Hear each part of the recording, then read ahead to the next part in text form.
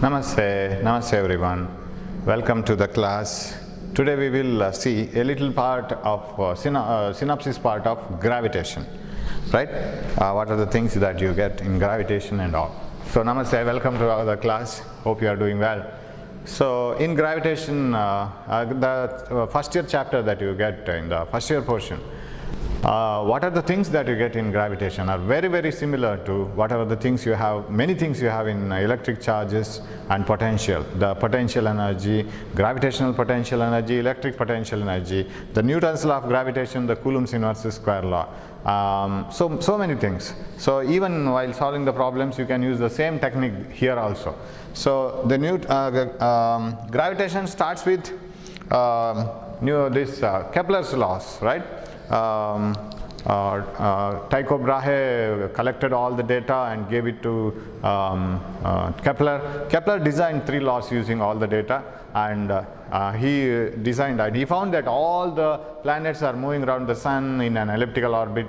That is the first law of orbits. And second law says the line drawn from the sun to the planet sweeps out equal areas in equal intervals of time.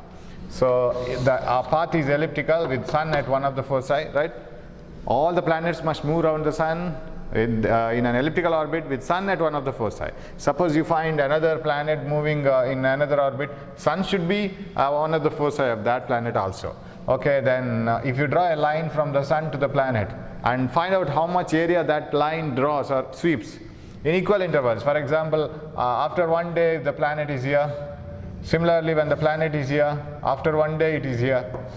Here the motion is very slow and here the motion is very fast. So this area and this area will be same.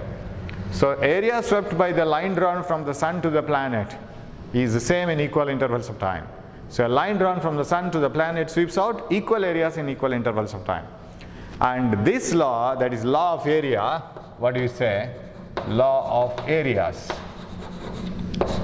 That is a line drawn from the sun to the planet sweeps out equal areas in equal intervals of time. That law of areas is nothing but law of conservation of angular momentum. And you know, when in the law of conservation of angular momentum, L is equal to I omega.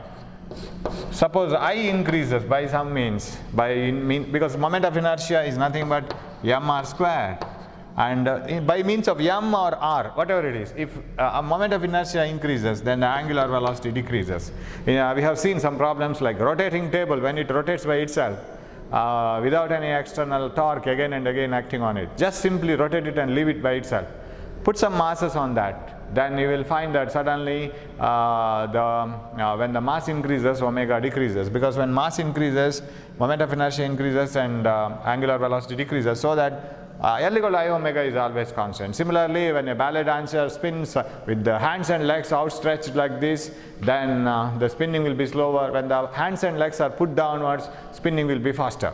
So when the hands and legs are put outside, I increases because of R and omega decreases. When the hands and legs are put down like this, right, and if the dancer is spinning about this axis now, then immediately the mr decreases, omega increases. So similarly, when the planet is away and away from the sun, the distance is more and the speed is less. That means it moves slower. And when the planet is closer and closer to the sun, distance is more. Moment of inertia is more and angular velocity will be less. So this is just nothing but a law of conservation of angular momentum. That is second law, law of areas. First law is simply says that all the planets move around the sun in an elliptical orbit, and sun is at the foci. Sun is the center, right? And the line drawn from the sun sweeps out equal areas in equal intervals of time, which is nothing but the law of conservation of angular momentum. Now the third one, that is the square of the period of revolution. So here will be sun and here will be the planet, and when the planet completes one full circle, and it moves very fast when it comes closer to the sun, and when it moves away, the motion will be very slow, right? As the sun moves away and away from as the planet moves away and away from the sun, the speed will be lesser and lesser, and as the planet comes closer and closer, the speed will be more and more. Square of the period of revolution, time taken by the sun to move around time taken by the planet to move around the sun once, that is called period of rotation. Square of the period of revolution is directly proportional to cube of the mean distance from the sun to the planet. If you take the mean average distance from the sun to the planet, since it is changing as the planet moves away, take the average distance. So square of the period of revolution is directly proportional to cube of the semi-major axis, sometimes we say. Either semi-major axis or mean distance, cube of the mean distance from the sun. So we can get this from period of revolution equation, right? Okay. Now, so that is about the three laws given by Kepler. And then comes the Newton's law of gravitation. You know, F is equal to G m1 m2 by r squared. The gravitational force of attraction is directly proportional to the product of masses and inversely proportional to the square of the distance between the objects, point masses actually. So suppose there are two masses m1 and m2 separated by a distance r, then the gravitational force exerted by this on this will be attractive, by this on this will be attractive. So it is action and reaction. So force given by m1 on m2, m2 on m1, both are same because m1 m2 product is one and the same.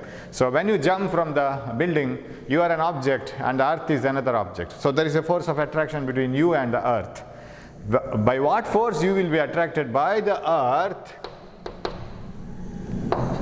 By what force you will be attracted by the earth? By the same force you will attract the earth towards you, right? You will attract the earth also. So force on you by the earth, force exerted by earth on you, one and the same. Sir, then why don't we move? Why don't the earth move? We move, but earth doesn't move. Because when the masses are such a having so much of difference, the ratio of masses is or the comparison of masses is very large. The ratio is very large, and earth is a very heavy object, and that yourself is a very small object of small mass. You can't expect earth to move towards you, so you move towards earth, right? That is what happens. So but force is same, right? Force is same. F is 1:1. For a heavier object and a lighter object, they attract each other with the equal and opposite force. It is just because of Newton's third law, or just like Newton's third law, right? And so F equal to G m1 m2 by r squared. And okay, now suppose you are asked to write the dimension of acceleration due to gravity. What you can write is Fr square is, by m1 m2 gives the dimension of G. G is equal to Fr square divided by m1 m2. So what is F? Mass into acceleration, m L t to the power minus 2, distance square L square divided by m square, mass into mass. So m L t to the power minus 2 L square divided by m square, that is the dimension of G. So finally dimension of G is m to the power minus 1, this is minus 2 plus 1, right? M to the power minus 1 L cube t to the power minus 2. And unit is kg meter square, sorry, Newton meter square per kg square. Newton meter square kg to the power minus 2. So that is the acceleration due to gravity, gravitational constant, the gravitational constant G, its dimensions and units. So G is a universal constant, right? G is an universal constant. It is true for all the objects in this universe. Whether you are writing the force between Mars and Jupiter, whether you are writing the force between Saturn and Earth, or two small objects, whatever it is, G is, I'm talking about capital G, that is gravitational constant is the same everywhere, so it is a universal constant. Okay, that's about the acceleration, gravitational constant G. It is not acceleration due to gravity, it is gravitational constant G, Now, variation of acceleration due to gravity with the height and depth. You know that acceleration due to gravity varies with the height and depth. It is not the same at all the points, right? As you go at to a height h above the surface of the earth. Here if you take acceleration due to gravity as G, then G at a height h is equal to acceleration due to gravity on the surface into 1 minus 2h by r. Remember, this formula is valid when h is large compared to r. Otherwise, g at a height h is g into r by r plus h whole square. Right? That's the formula you have to use. So, g of h is equal to g into 1 minus 2h by r. Here you can see this.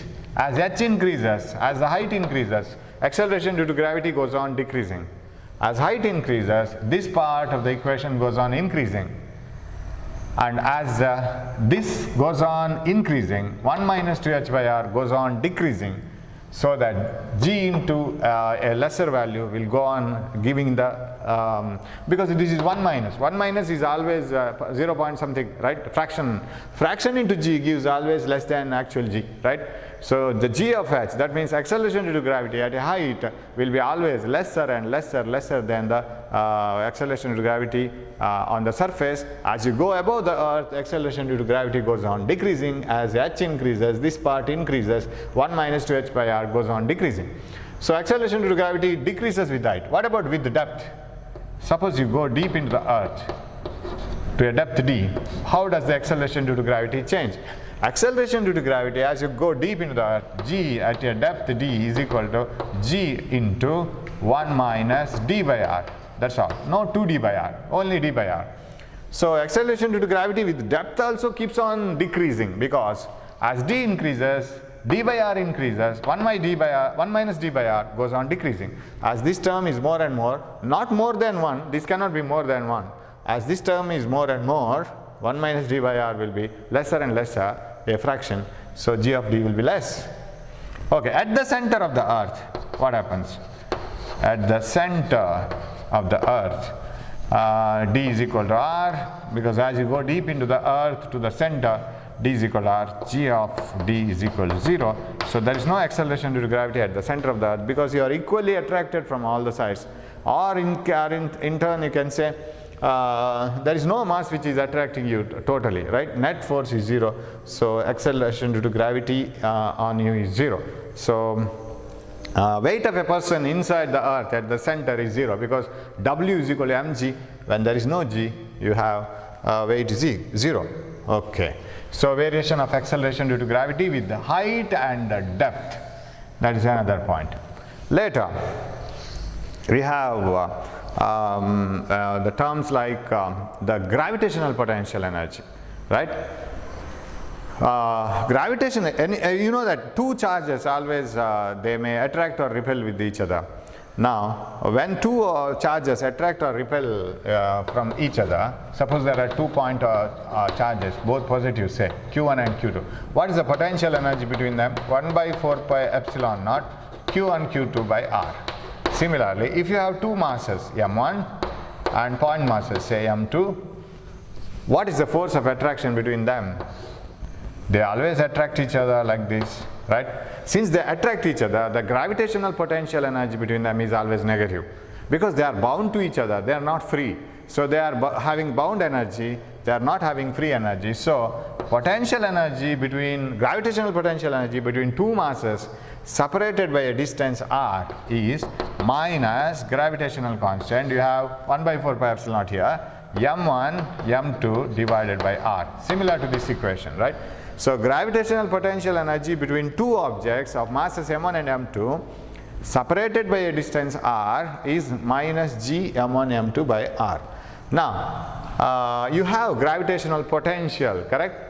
So for earth, suppose for earth, if you want to compare this, suppose earth is an object of mass m and there is a small object of mass m separated by a distance r from the center, which contains r plus h actually, radius of the earth plus h. This is h, this is radius of the earth. Then what is the gravitational potential energy of an object which is at a height h from the surface of the earth? You can write the formula: gravitational potential energy minus g, mass of the object, mass of the earth divided by re plus h. This is what we write, right? It is always negative. Now in electrostatics we have a term called potential, right? Work done per charge is called potential, and So total work done is energy. So you can define what is the gravitational potential energy of this object.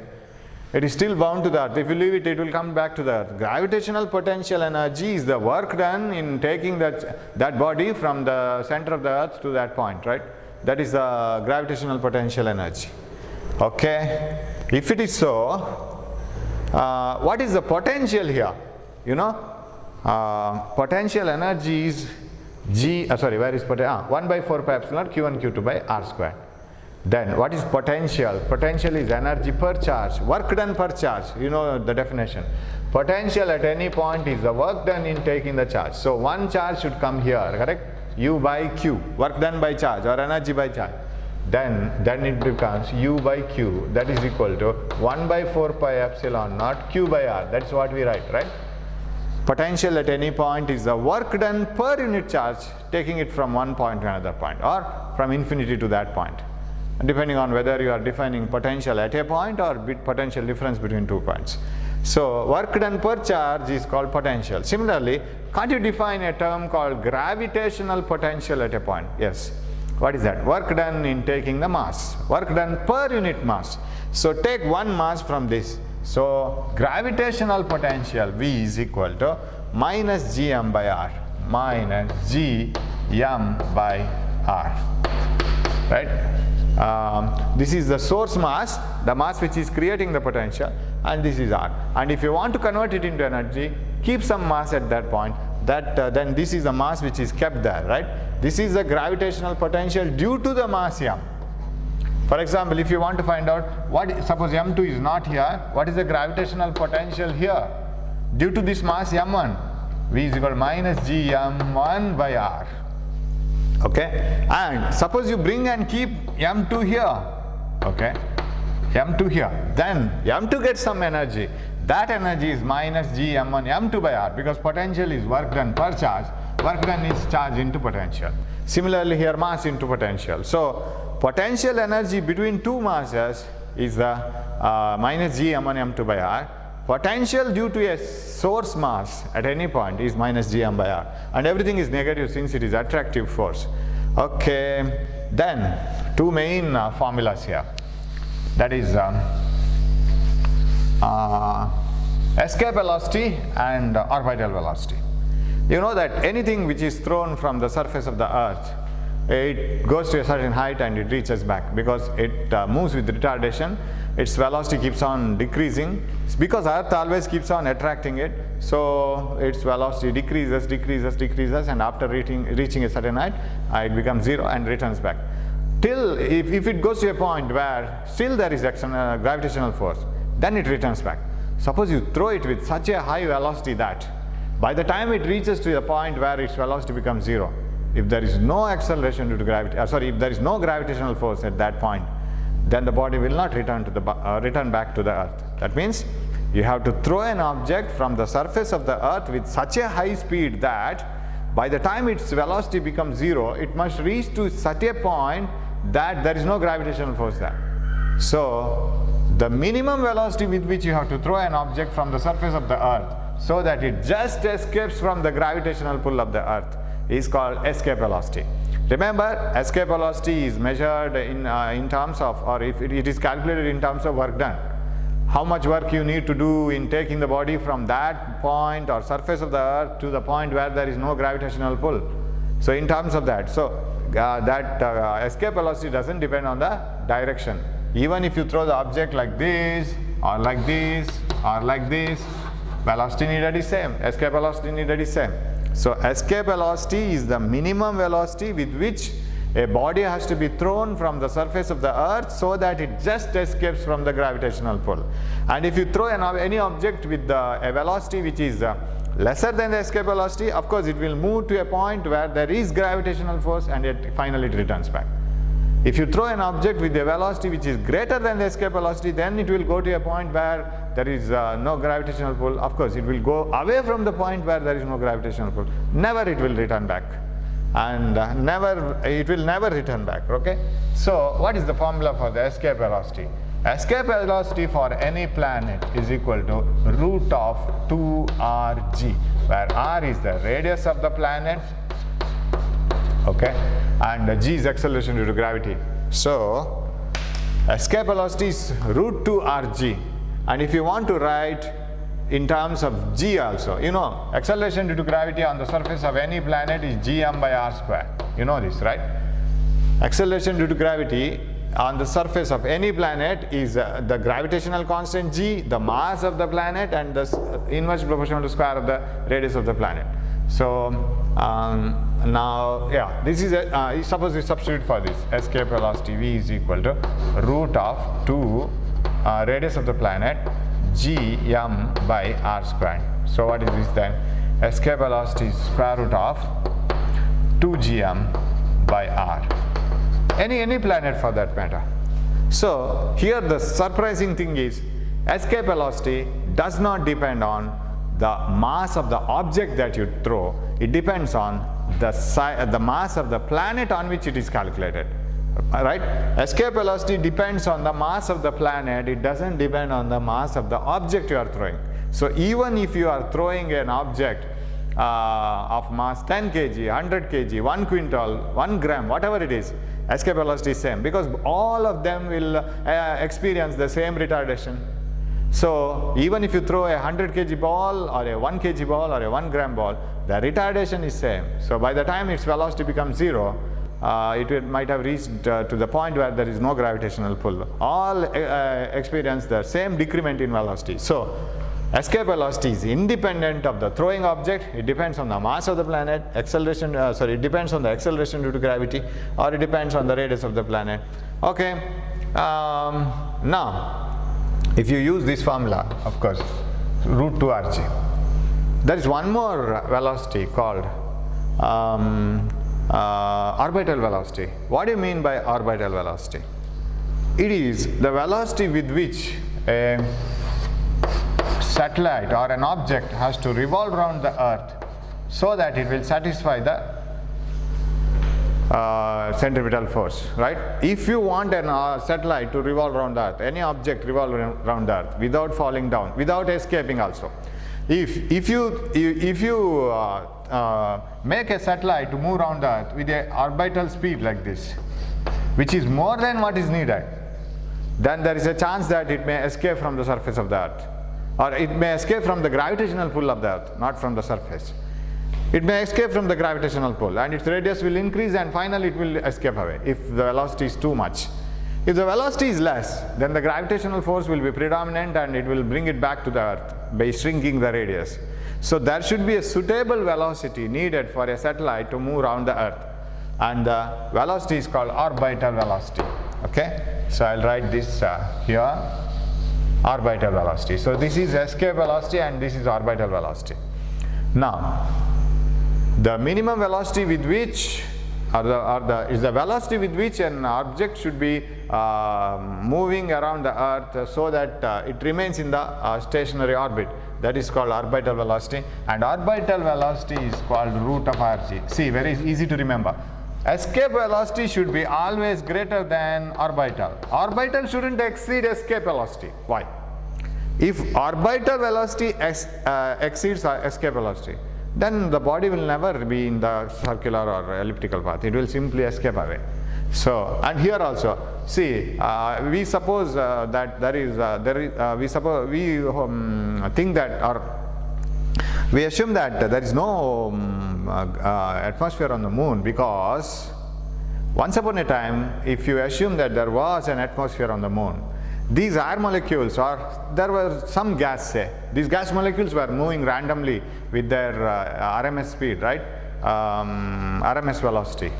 And that RMS speed is greater than escape speed on the moon. On the moon, escape speed is less, because escape speed depends on g, right? G, acceleration due to gravity, is less on the moon. When acceleration due to gravity is less on the moon, definitely the escape velocity is less on the moon. That means if it is, and if the escape velocity itself is less and the RMS speed of the gas molecules is more, these molecules which have escaped from the moon have never come back. Whereas on the surface of the earth, the RMS speed of the gas molecules is less than the escape speed. Escape speed needed on the surface of the earth is more. So 11.2 kilometers per second. Whereas there, on the moon, it is less. So on the earth, even though gas molecules move up and down with the high speed, it is not more than the escape speed. So they keep themselves touching to the surface of the earth. So atmosphere around the earth is intact always. As the earth moves, the atmosphere is also carried along with the earth. Reason is more gravitational force due to the earth, and acceleration due to gravity is more on the surface of the earth. So it is less on the moon. So that is one of the just I got it now and I told it. Now here, if you come back to the orbital speed is root rg. There is no 2. So that's how we can remember, because orbital velocity should be less, escape velocity should be more. So 2 should come in escape speed. Now root 2 rg here. Now can I write escape speed as root 2 times orbital speed, isn't it? If you add or if you join one root 2 here, multiplied by root 2, you will get escape speed. So escape speed is root 2 times orbital speed. That implies escape speed is 1.414 times orbital speed, correct? Escape speed is 1.414 times the orbital speed. Can I say that escape speed is 41% more than VE is 41.4% more than orbital speed, because you have 1.414. You don't have simply 1. Suppose this was 1.5, you would have said that escape speed is 50% extra, 1.5. In 1.5, there is an extra half than 1, right? So 1.5, it is 50% more. Now it is 0.414. So escape speed is 41% more than orbital speed. Escape speed always should be more. So the orbital speed is root of rg. Of course, you can substitute for g, and you can calculate the formula, or you can get the formula in terms of g also. Gm by r square. Again, you see here, orbital speed root of gm by r, whereas here it is root of 2 gm by r. I didn't write it. Escape velocity is equal to root of 2 gm by r. I just rubbed it. Again, orbital velocity also doesn't depend on the object's mass. It depends on the mass of the planet around which the object is moving in the circular path or elliptical path. So orbital speed does not depend on the mass of the satellite. It depends on the mass of the planet. So here also, escape speed also does not depend on the mass of the object which you are throwing. It depends on the mass of the planet. So all the satellites of different masses will have the same orbital speed, provided they have the same radius, distance. Of course, this is for objects which are thrown from the surface of the earth to a height which is very small compared to its radius. So this is radius and this is height. If r is much greater than h, this is the formula. Otherwise, you have to write v naught is equal to square root of gm by re plus h. This is what you have to write. And otherwise, this here h is neglected. Okay, then one more thing, that is period of revolution of any planet, any object around the planet. How much time does it take to revolve around, and what is its angular velocity, angular frequency, etc. Suppose this is a planet, and if this is the radius and this is the distance r is equal to re plus h, correct? And this is r, and r I will take radius of the planet, and this is h, height from the surface of the planet. Then how can you write period of revolution? Now velocity, orbital velocity must be equal to the displacement by time. I'll take full time, 1 period. What do you mean by 1 period? Time taken by the satellite to complete 1 full round around the earth. That is called period, right? You know it. So time period is the time taken by the planet to complete 1 full circle around the earth. And if it is so, delta x has to be substituted as 2 pi radius. Of course, 2 pi r, small r, re plus h, radius of the planet plus h, 2 pi r by period t. Since it is period t, I have to put full circumference. So what is period t?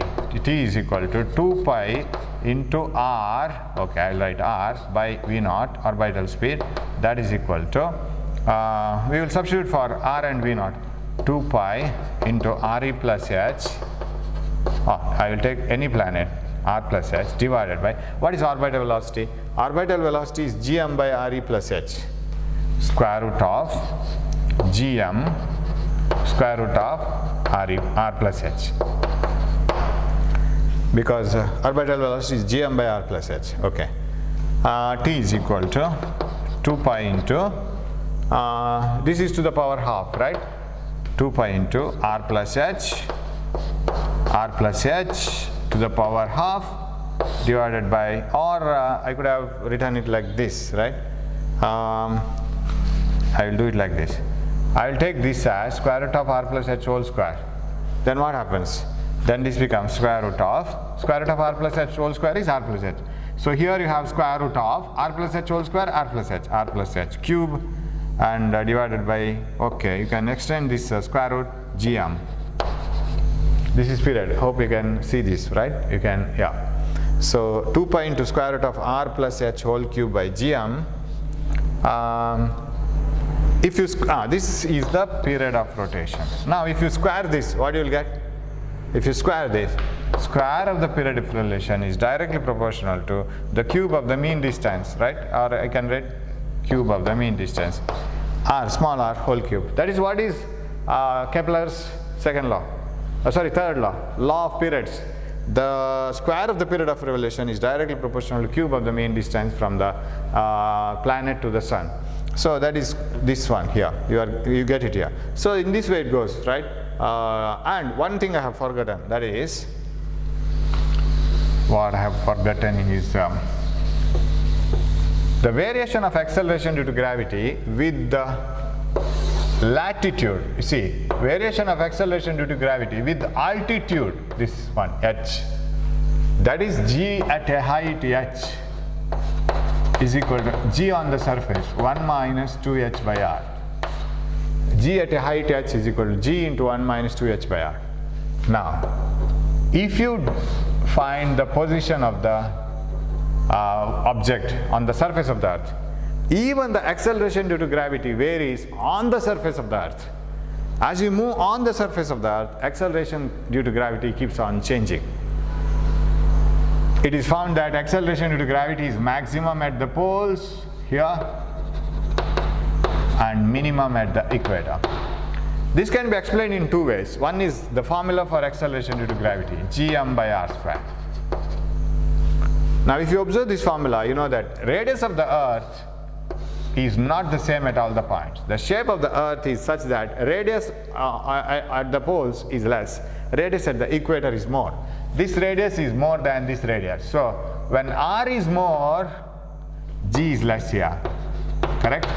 And when r is less here, g is more, right?